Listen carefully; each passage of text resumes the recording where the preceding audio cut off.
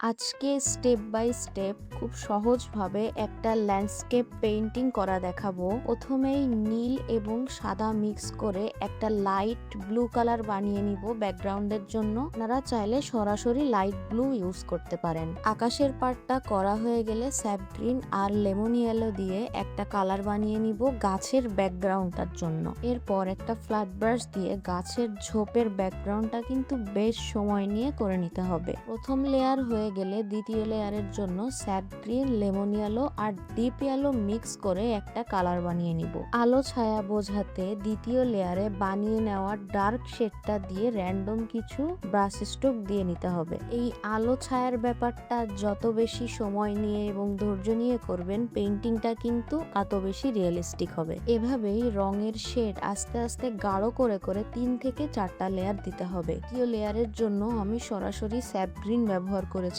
এবং চতুর্থ লেয়ারের জন্য sap green plus black use করে কালারটা একটু ডিপ করে নিয়েছিলাম। ছোট ছোট পাতার জন্য এখানে ছোট সাইজের ফ্ল্যাট ব্রাশ ইউজ করলেই হবে। এরপর স্যাপ গ্রিন, লেমন ইয়েলো আর ইয়েলো অকারে ইউজ করে আমি সব থেকে লাইট শেডটা বানিয়ে নিব এবং ছোট ফ্ল্যাট ব্রাশ দিয়ে পাতার স্ট্রোক গুলা দিয়ে নিচ্ছি। এখানে কিন্তু আমি বাম সাইডের গাছের ঝোপগুলা একটু ডার্ক রেখেছি। নিচে যেখানে ব্রিজ কিংবা মাঠ থাকবে ওটার বেস কালার হিসেবে এখানে আমি লাইট গ্রিন ইউজ করেছি। লাইট গ্রিন দিয়ে আমি চারপাশের আউটলাইন প্লাস ব্রিজের শেপটা করে নিচ্ছি। বিগিনারদের বোঝার সুবিধার্থে টিউটোরিয়ালটা আমি আনকাট রেখেছি।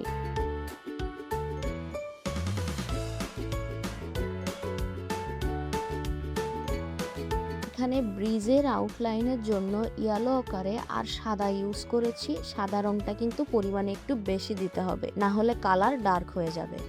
এই শেডটা দিয়েই আমি ব্রিজের বেস কালারটা করে নেব।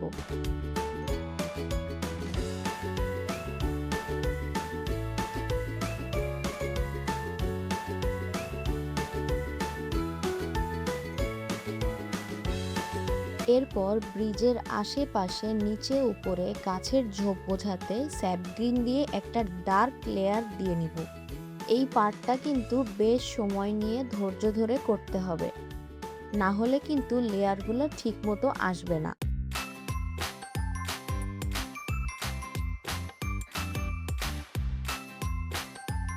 এখন ব্রিজের ডিটেইলিং দেওয়া শুরু করব।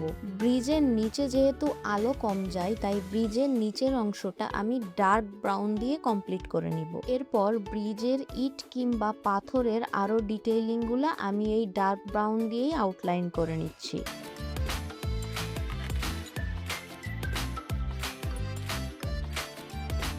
এখানে ইটের ভেতরের ডিজাইনটা আমি করেছিলাম অনেকগুলা কালারের মিক্সচারে, light brown, dark brown, yellow আকারে আর সাদা মিলিয়ে। ব্রিজের নিচে ঝোপঝাড়ের জন্য এখানে আমি স্যাপ গ্রিন প্লাস ব্ল্যাক দিয়ে একটা ব্যাকগ্রাউন্ড করে নিচ্ছি। এরপর একটি নষ্ট ব্রাশের সাহায্যে পাতার ডিটেইলিং এর ফার্স্ট লেয়ারটা কমপ্লিট করে নিব। এবার শুরু করব ব্রিজের নিচের কাজটা। ব্রিজের নিচে যেই পাড়টা দেখা যাবে বা মাটি দেখা যাবে, সেটার জন্য ইয়েলো আকারে সাদা, লাইট ব্রাউন দিয়ে আমি র্যান্ডম একটা কালারের মিক্সচার করে নিয়েছি।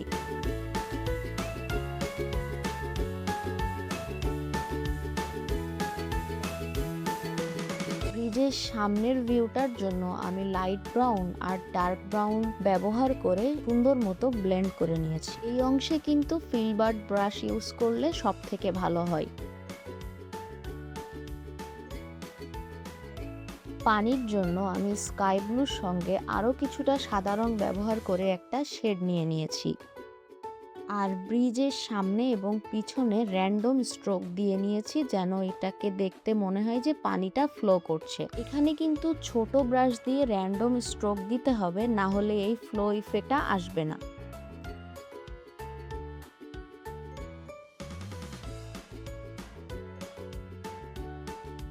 এরপর কিন্তু আশেপাশে কিছু পাথর দেওয়ার জন্য আমি ইয়েলো আর হোয়াইট কালার দিয়ে প্রথমে পাথরের আউটলাইনটা করে নিয়েছি।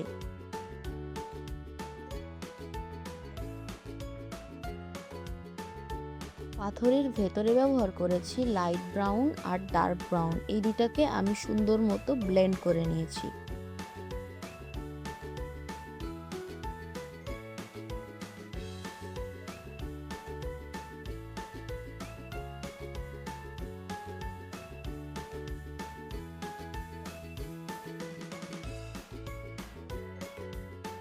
কিছুটা 3D ইফেক্টের জন্য শেষে ব্ল্যাক দিয়ে আউটলাইন করেছি।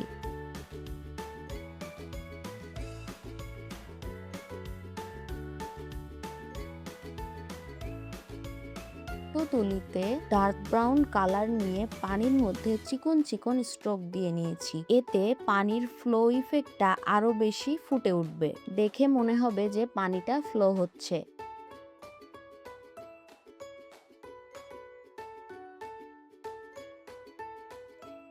তারপর 0 সাইজের ব্রাশ নিয়ে কিছুটা নীল, কিছুটা লাইট ব্রাউন, কিছুটা সাদা, কিছুটা ডার্ক ব্রাউন এভাবে র্যান্ডম ছোট ছোট স্ট্রোক দিয়ে নিচ্ছি। এতে আপনার 3D ইফেক্টটা আরো বেশি ফুটে উঠবে।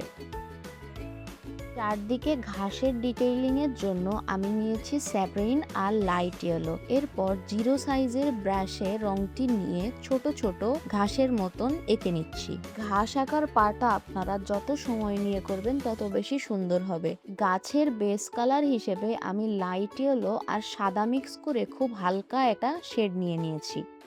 জঙ্গলের ভিতরে গাছগুলা যেরকম থাকে ওরকম একটা আইডিয়া করে আমি বেস কালার দিয়ে গাছের শেপগুলা করে নিয়েছি। সোজা, কিছু বাঁকা, কিছু ডালপালা, এইভাবে আমি বেস শেপটা বানিয়ে নিয়েছি।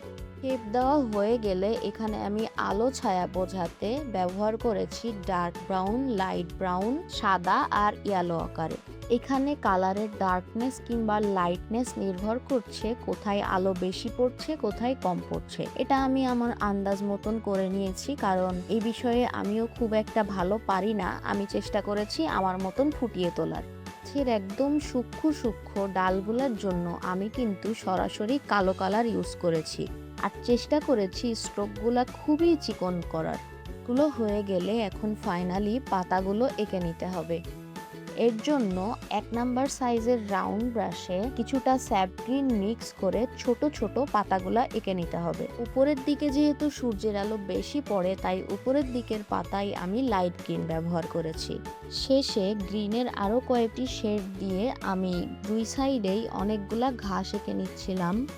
আর পেইন্টিংটা বেশি খালি খালি লাগছিল, তাই বাম সাইডে আমি একই উপায়ে আরো একটি বড় গাছ এঁকে নিয়েছি। এখানে আমি বড় গাছটার জন্য বেস কালার হিসেবে ইয়েলো আকারে আর সাদা রং নিয়ে নিয়েছি। আর গাছের শেডটা করার জন্য আমি এখানে 3টা রং ব্যবহার করেছি। সব থেকে ডার্ক শেড হিসেবে ব্যবহার করেছি ডার্ক ব্রাউন, তারপরে লাইট ব্রাউন, তারপর ইয়েলো আকারে। ডার্ক ব্রাউন দিয়ে আমি গাছের সব থেকে ডার্ক পার্ট আর ডালপালাগুলা ডিটেইলিং করেছি, আর ভিতরে লাইট ব্রাউন আর ইয়েলো আকারে দিয়ে ব্লেন্ড করেছি।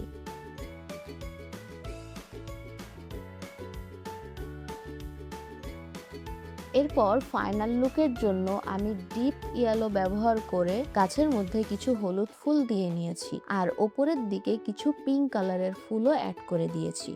আপনারাও কিন্তু ল্যান্ডস্কেপটি বাসায় ট্রাই করতে পারেন, আর ল্যান্ডস্কেপটি কেমন লাগলো আমাকে কমেন্ট করে জানাবেন। আর চাইলে আমার চ্যানেলটি সাবস্ক্রাইব করতে পারেন।